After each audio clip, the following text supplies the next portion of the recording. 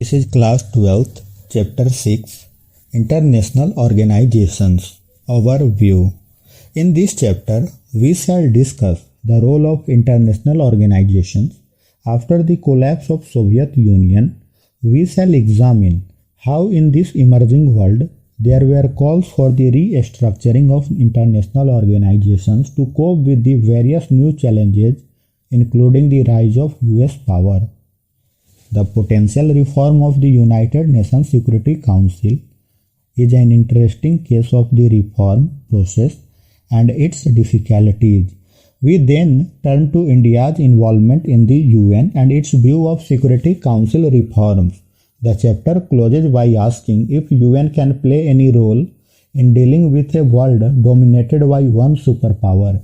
In this chapter, we also look at some other transnational organizations that are playing a crucial role. Why international organizations? Read the two cartoons on this page. Both the cartoons comment on the ineffectiveness of the United Nations organization, usually referred to as the UN. In the Lebanon crisis in 2006, both the cartoons represent the kind of opinions that we often hear about the UN. On the other hand, we also find that UN is generally regarded as the most important international organization in today's world. In the eyes of many people all over the world, it is indispensable and represents the great hope of humanity for peace and progress. Why do we then need organizations like the UN? Let us hear two insiders. The United Nations was not created to take humanity to heaven, but to save it from the hell. Dag Hammarskjöld, the UN Second Secretary General, talking shop. Yes, there are a lot of speeches and meetings at the UN, especially during the annual sessions of the General Assembly. But as Churchill put it, "Zo is better than war. Isn't it better to have one place where all countries in the world can together bore each other sometimes with their words, rather than bore holes into each other's on the battlefield?" Shashi Tharoor, the former UN Under Secretary General for Communications and Public Information. These two quotes suggest something important. International organizations are not the answer to everything, but they are important. International organizations help with matter of war and peace. They also help countries cooperate to make better living conditions for us all. During June 2006, Israel attacked Lebanon, saying that it was necessary to control the militant group called Hezbollah. Large number of civilians were killed and many public buildings and even residential areas came under Israeli bombardment. The UN passed a resolution on this only in August, and the Israel army withdrew from the region only in October. Both these cartoons comment on the role of UN and its Secretary General in the episode. Countries have conflict and differences with each other. That does not necessarily mean that they must go to war to deal with their antagonism. They can instead discuss contentious issues and find peaceful solutions. Indeed, even though this is rarely noticed, most conflict and differences are resolved without going to war. The role of an international organization can be important in this context. An international organization is not a super-state with authority over its members. It is created by and responds to states. It comes into being when states agree to its creation. Once created, it can help member states resolve their problems peacefully. International organizations are helpful in another way. Nations can usually see that there are some things they must do together. There are issues that are so challenging that they can be dealt with when everyone works together. Disease is an example. Some disease can only be eradicated if everyone in the world cooperates in inoculating or vaccinating their populations. or take global warming and its effect. As temperatures rise because of the increase in greenhouse gases in the atmosphere, there is a danger that sea levels will also rise, thereby submerging many coastal areas of the world, including huge cities. Of course, each country can try to find its own solution to the effects of global warming, but in the end, a more effective approach is to stop the warming itself. This requires at least all of the major industrial powers to cooperate. Unfortunately, recognizing the need for cooperation and actually cooperating are two different things. Nations can recognize the need to cooperate, but cannot always agree on how best to do so, how to share the cost of cooperating, how to make sure that the benefits of cooperating are justly divided, and how to ensure that others do not break their end of the bargain and cheat on an agreement. An international organization can help produce information and ideas about how to cooperate. It can provide mechanisms, rules, and a bureaucracy to help members have more confidence that costs will be saved properly, that the benefits will be fairly divided, and that once a member joins an agreement, it will honor the terms and conditions of the agreement. With the end of Cold War, we can see that the UN may have a slightly different role. As the United States and its allies emerged victorious, there was concern amongst many governments and people that the Western countries led by the US would be so powerful that there would be no check against their wishes and desires. Can the UN serve to promote dialogue and discussion with the US in particular? And could it limit the power of the American government? We shall try to answer this question at the end of the chapter. IMF. The International Monetary Fund is an international organization that oversees those financial institutions and regulations that act at the international level. The IMF has 189 member countries as on April 2016, but they do not enjoy an equal say. The G7 member US 16.52%, Japan 6.15%, Germany 5.32%, France 4.03%, UK 4.03%, Italy 3.02%, and Canada 2.2% have 41.29% of the votes. China 6.09%, India 2.64%, Russia 2.59%, Brazil 2.22%, and Saudi Arabia 2.02% are the other major members. Founding of the United Nations. 1941 August. Signing of the Atlantic Charter by US President Franklin D. Roosevelt and British PM Winston S. Churchill. 1942 January 26. Allied nations fighting against the Axis powers meet in Washington, D.C. to support the Atlantic Charter and sign the declaration by United Nations. 1943 December. Tehran Conference Declaration of Three Powers, US, Britain and Soviet Union. 1945 February. Yalta Conference of the Big Three, Roosevelt, Churchill and Stalin decides to organize a United Nations Conference on the proposed World Organization. April-May. The 2-month-long United Nations Conference on the International Organization at San Francisco. 1945 June 26. Signing of the UN Charter by 50 nations. Poland signed on October 15, so the UN has 51 original founding members. 1945 October 24. The UN was founded, hence October 24 is celebrated as UN Day. 1945 October 30. India joins the UN. Evolution of the UN.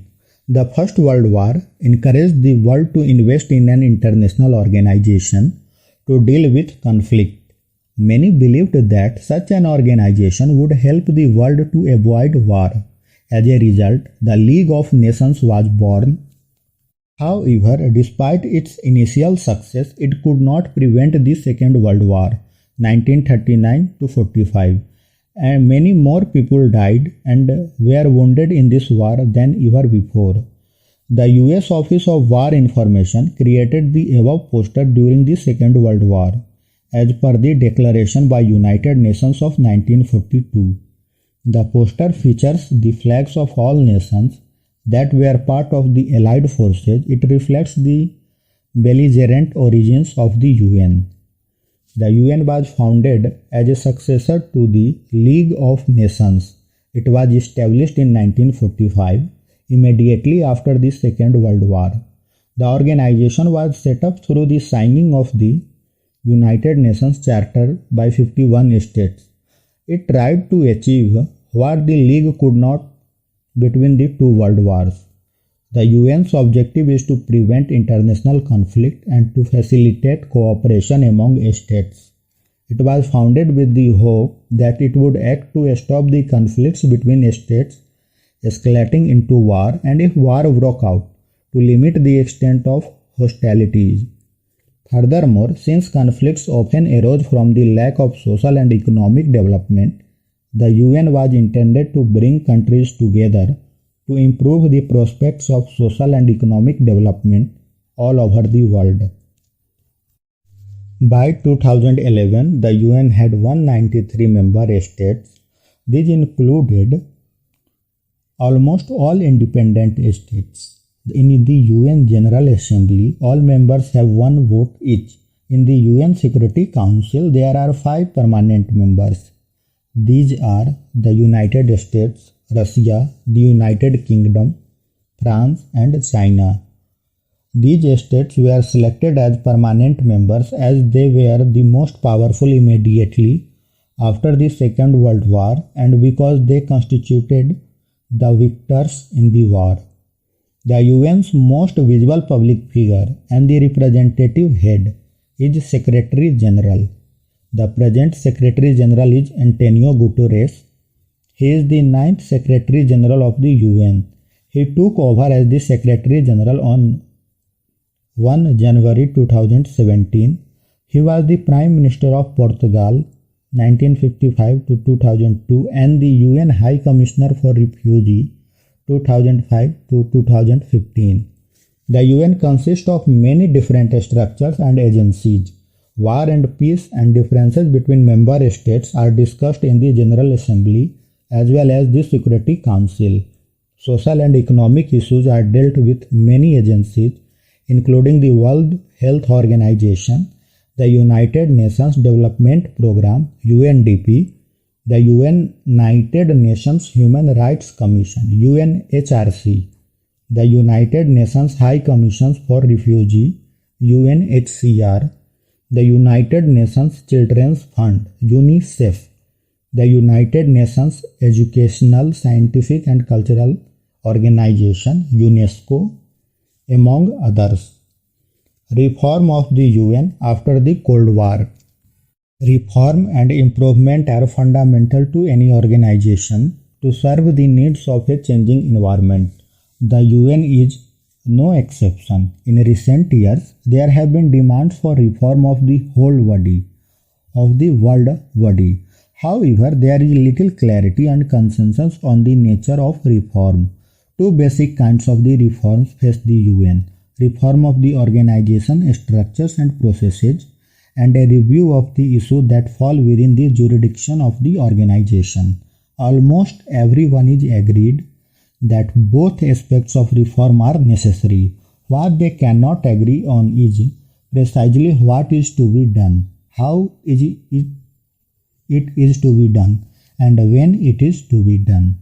On the reform of structures and processes, the biggest discussion has been on the functioning of the Security Council. Related to this has been the demand for an increase in the UN Security Council's permanent and non-permanent membership, so that the realities of the contemporary world politics are better reflected in the structure of the organization. In particular, there are proposals to increase membership from Asia, Africa, and South America.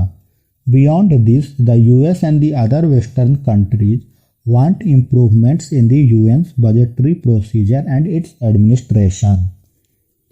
On the issue to be given greater priority or to be brought within the jurisdiction of the UN, some countries and experts want the organization to play a greater or more effective role in peace and security missions, while others want its role to be confined to development and humanitarian work, health, education, environment, population control, human rights, gender, and social justice.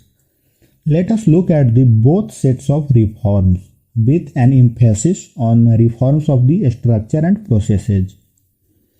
The UN was established in 1945, immediately after the Second World War. The way it was organized and the way it functioned reflects the realities of world politics after the Second World War. After the Cold War, those realities are different. Here are some of the changes that have occurred. First, Soviet Union has collapsed. The US is the strongest power. The relationship between Russia, the successor to the Soviet Union, and the US is much more cooperative. China is fast emerging as a great power, and India is also growing rapidly. The economies of Asia are growing at an unprecedented rate. Many new countries have joined the UN as they became independent from the Soviet Union or former communist states in Eastern Europe. A whole new set of challenges confronts the world: genocide, civil war, ethnic conflict, terrorism, nuclear proliferation, climate change, environmental degradation, epidemics. In this situation, in 1989, as the Cold War was ending, the question facing the world was, is the UN doing enough? Is it equipped to do what is required? What should it be doing, and how? What reforms are necessary to make it work better? For the past decade and a half, member states have been trying to find satisfactory and practical answers to these questions. UN Secretary General Trygve Lie, 1946 to 1952, Norway, lawyer and foreign minister, worked for ceasefire between India and Pakistan on Kashmir, criticized for his failure to quickly end the Korean War. Soviet Union opposed second term for him, resigned from the post. Dag Hammarskjöld, 1953 to 1961, Sweden, economist and lawyer, worked for resolving the Suez Canal dispute and the decolonization of Africa, awarded Nobel Peace Prize posthumously in 1961 for his efforts to settle the Congo crisis. Soviet Union and France criticized his role in Africa. U Thant, 1961 to 71, Burma, Myanmar, teacher and diplomat, worked for resolving the Cuban Missile Crisis and ending the Congo crisis.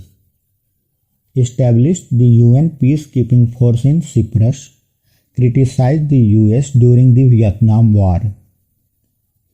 Kurt Waldheim, 1972 to 1981, Austria, diplomat and foreign minister, made efforts to resolve the problems of Namibia and Lebanon, oversaw the relief operation in Bangladesh. China blocked his bid for a third term. Javier Perez de Cuellar, 1982 to 1991, Peru, lawyer and diplomat, worked for peace in Cyprus, Afghanistan and El Salvador, mediated between Britain and Argentina after the Falklands War, negotiated for the independence of Namibia. Boutros Ghali, 1992 to 1996, Egypt, diplomat, jurist, foreign minister. Issued a report, An Agenda for Peace, conducted a successful UN cooperation in Mozambique, blamed for the UN failures in Bosnia, Somalia, and Rwanda. Due to serious disagreements, the US blocked a second term for him. Kofi A. Annan, 1997 to 2006. Ghana, UN official, created the Global Funds to Fight AIDS, Tuberculosis and Malaria. Declared the US-led invasion of Iraq as an illegal act. Established the Peace Building Commission and the Human Rights Council in 2005. Awarded the 2001 Nobel Peace Prize. Ban Ki-moon, 2007 to 2016, Republic of Korea, South Korea, diplomat and foreign minister. The second Asian to hold the post. Highlighted climate change, focused on the Millennium Development Goals and Sustainable Development Goals. Worked for the creation of UN Women. Emphasized conflict resolution and nuclear disarmament. Reform of structure and processes. While the case for reform has widespread support, getting agreement on what to do is difficult. Let us examine the debate over reform of the UN Security Council. In 1992, the UN General Assembly adopted a resolution. The resolution reflected three main complaints. The Security Council no longer represents contemporary political realities. Its decisions reflect only Western values and interests and are dominated by a few powers. It lacks equitable representation. In view of these growing demands for the restructuring of the UN, on 1st January 1997, the UN Secretary General Kofi Annan initiated an inquiry into how the UN should be reformed. How, for instance, should a new Security Council member be chosen? In the years since then, the following are just some of the criteria that has been proposed for new permanent and non-permanent members of the Security Council. A new member, it has been suggested, should be a major economic power, a major military power, a substantial contributor to the UN budget, a big nation in terms of its population, a nation that respects democracy and human rights, a country that would make the Council more representative of the world's diversity in terms of geography, economic system, and culture. Clearly, each of these criteria has some validity. Governments saw advantages in some criteria and disadvantages in the others, depending on their interests and aspirations. Even if they had no desire to be members themselves, countries could see that the criteria were problematic. How big an economic or military power did you have to be qualified for Security Council membership? What level of budget contribution would enable a state to buy its way into the Council? Was a big population an asset or a liability for a country trying to play a bigger role in the world? If respect for democracy and human rights was the criteria, countries with excellent records would be in the line to be members. But would they be effective as council members? Furthermore, how was the matter of representation to be resolved? Did equitable representation in geographical terms mean that there should be one seat each from Asia, Africa, and Latin America and the Caribbean?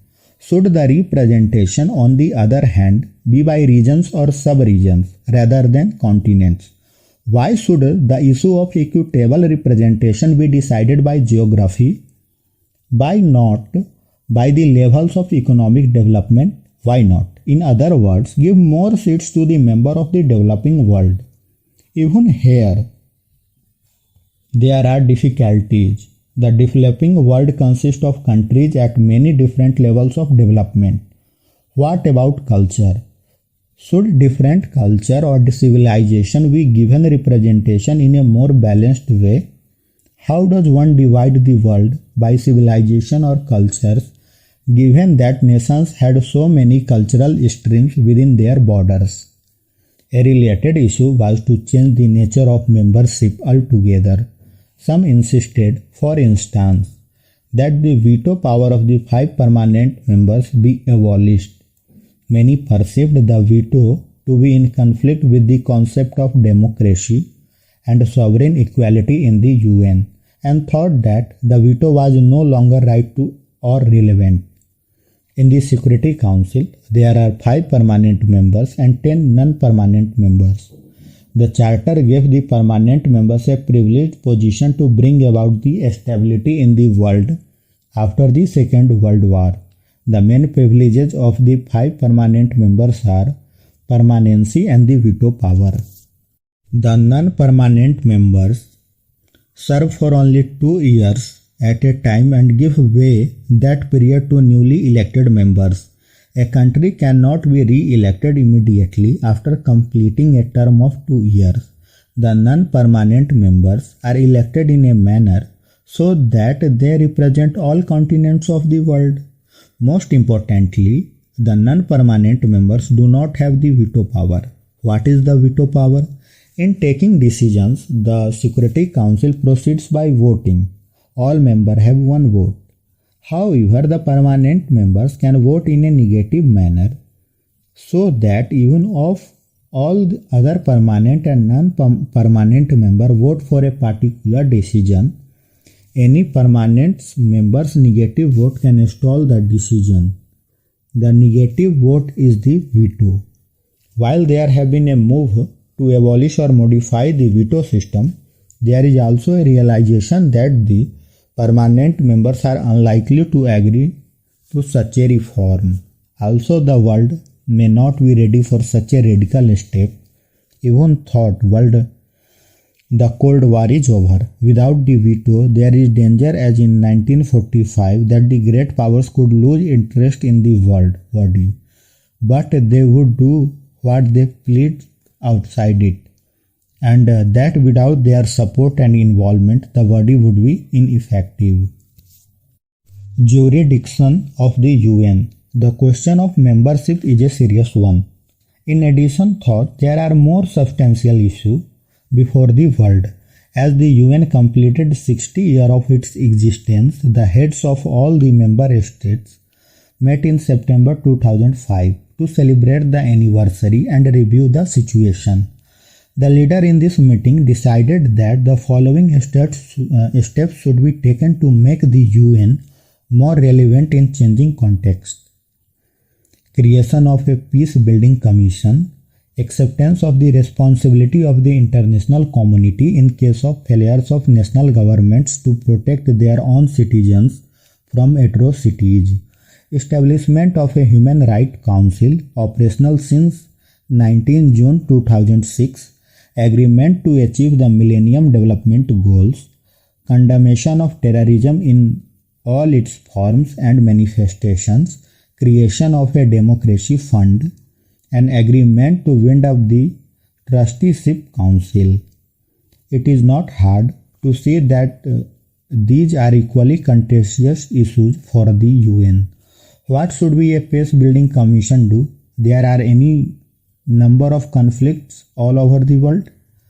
Which one should it intervene in? Is it possible, even desirable, for it to intervene in each and every conflict? Similarly, what is the responsibility of the international community in dealing with the atrocities? What are human rights, and who should determine the level of human rights violations and the course of action to be taken when they are violated? Given that so many countries are still part of the developing world, how realistic is it for the UN to achieve an ambitious set of goals, such as those listed in the Sustainable Development Goals? Can there be agreement on a definition of terrorism? How shall the UN use funds to promote democracy, and so on? The humanitarian crisis in Darfur, Sudan since 2003 has attracted empty promises by the international community. How do you think the UN can intervene in situations like this? Would that require a change in its jurisdiction? India and the UN reforms. India has supported the restructuring of the UN on several grounds. It believes that a strengthened and revitalized UN is desirable in a changing world. India also supports an enhanced role for the UN in promoting development and cooperation among states. India believes that development should be central to the UN's agenda, as it is a vital precondition for the maintenance of international peace and security.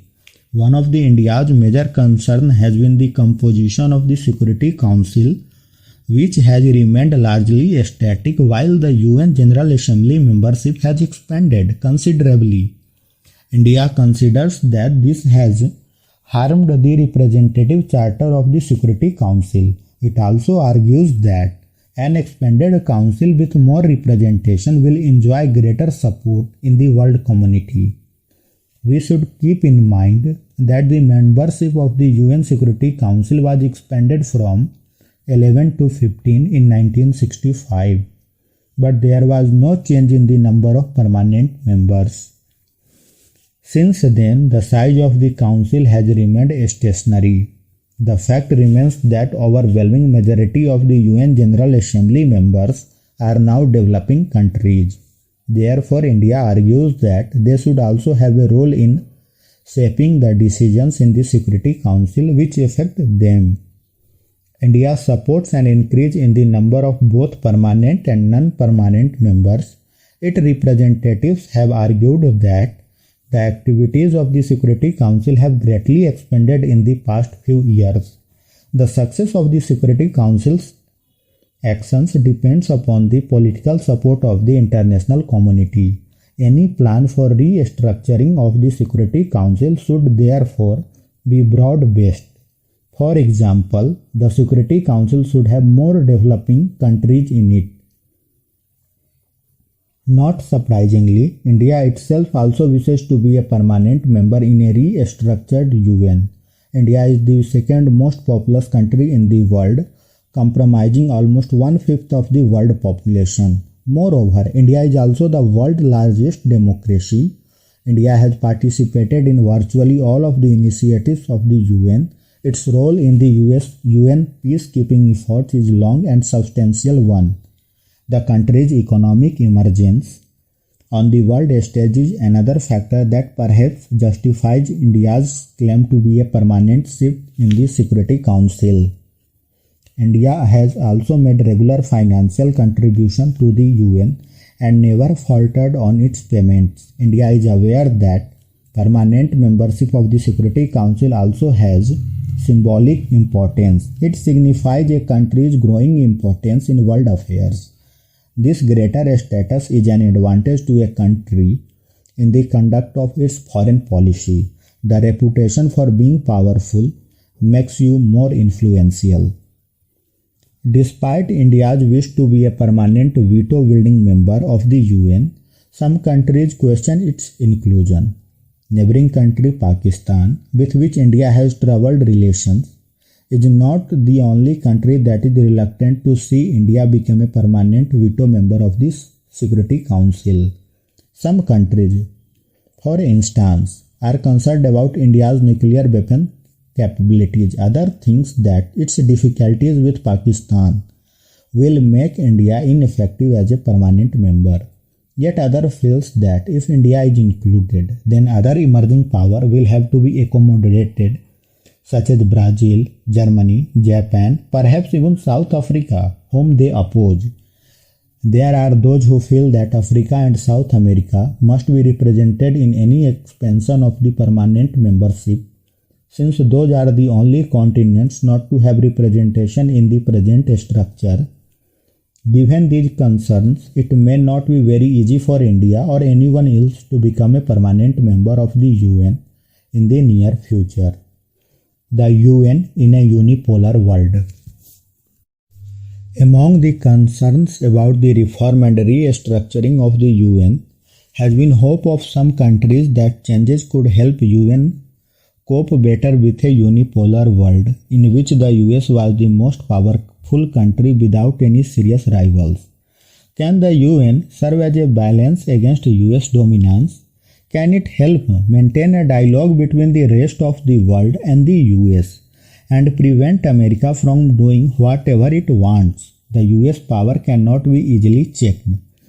First of all, with the disappearance of the Soviet Union, the US stands as only superpower. Its military and economic power allow it to ignore the UN or any other international organization. Secondly, within the UN, the influence of the US is considerable. As the single largest contributor to the UN, the US has unmatched financial power. The fact that UN is physically located within the US territory gives Washington additional source of influence. The US also has many nationals in the UN bureaucracy. In addition, with its veto power, the US can stop any moves that it finds annoying or damaging to its interest or the interest of its friends and allies. The power of the US and its veto within the organization also ensure that Washington has a considerable degree of say in the choice of the Secretary General of the UN. The US can and does use this power to split the rest of the world and to reduce opposition to its policies. The UN is not therefore a great balance to the US. Nevertheless, in a unipolar world in which the US is dominant, the UN can have served to bring the US and the rest of the world into discussions over various issues. US leaders, in spite of their frequent criticism of the UN, do see the organization as serving a purpose in bringing together over 190 nations in dealing with conflict and social and economic development. As for rest of the world, the UN provides an arena in which it is possible to modify US attitudes and policies, while the rest of the world is rarely united against Washington. And while it is virtually impossible to balance US power, the UN does provide a space within which arguments against specific US attitudes and policies are heard, and compromises and concessions can be shaped. The UN is an imperfect body, but without it, world would be worse off. Given the growing connections and the links between societies and issues, what we often called interdependence, it is hard to imagine how more than 7 billion people would live together without an organization such as the UN. Technology promises to increase planetary interdependence, and therefore the importance of the UN will only increase. People and governments will have to find ways of supporting and using the UN and other international organizations in ways that are consistent with their own interests and interests of the international community more broadly. Human Rights Watch. Human Rights Watch is another international NGO involved in research and advocacy on human rights. It is the largest international human rights organization in the US. It draws the global media's attention to human rights abuses. It helped in building international coalitions like the campaigns to ban landmines, to stop the use of child soldiers, and to establish the International Criminal Court. Amnesty International. Amnesty International is an NGO that campaigns for the protection of human rights all over the world. It promotes respect for all the human rights in the Universal Declaration of Human Rights. It believes that human rights are interdependent and individual. It prepares and publishes reports on human rights. Governments are not always happy with these reports, since a major focus of Amnesty is the misconduct of government authorities. Nevertheless, these reports play an important role in the research and advocacy on human rights. IAEA, the International Atomic Energy Agency. was established in 1957. It came into being to implement US President Dwight Eisenhower's Atom for Peace proposal. It seeks to promote the peaceful use of nuclear energy and to prevent its use for military purposes. IAEA teams regularly inspect nuclear facilities all over the world to ensure that civilian reactors are not being used for military purposes. WTO, World Trade Organization. The World Trade Organization is an international organization which sets the rules for global trade. This organization was set up in 1995 as the successor to the General Agreement on Trade and Tariffs, GATT, created after the Second World War. It has 164 members as on 29 July 2016. All decisions are taken unanimously, but the major economic powers such as the US, EU and Japan have managed to use the WTO to frame rules of trade to advance their own interests. The developing countries often complain of non-transparent procedures and being pushed around by big powers. World Bank. The World Bank was created during the Second World War in 1944. Its activities are focused on the developing countries. It works for human development, education, health, agriculture and rural development, irrigation, rural services, environmental protection, pollution reduction, establishing and enforcing regulations, infrastructure, road, urban regeneration, electricity and governance, anti-corruption, development of legal institutions. It provides loans and grants to the member countries. In this way, it exercises enormous influence on the economic policies of developing countries. It is often criticized for setting the economic agenda of the poorer nations, attaching stringent conditions to its loans, and forcing free market reforms. That's all for this chapter. Thanks for listening.